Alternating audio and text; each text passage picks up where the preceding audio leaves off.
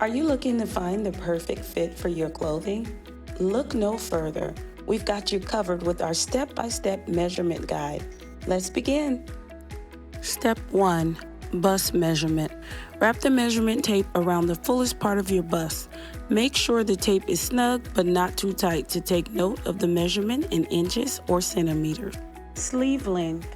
Measure from the top of your shoulder to your wrist with your arms slightly bent. Back shoulder.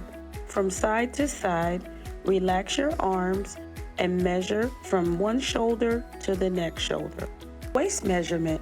Measure around your natural waistline, usually around the navel, and make sure you take down the measurement. From waist to ankle, standing up straight with your shoes on, measure from your waistline down to the desired length. Thigh measurement. Wrap the measuring tape around the fullest part of your thigh, making sure it's parallel to the floor. Record your measurement. Congratulations, you have successfully measured yourself.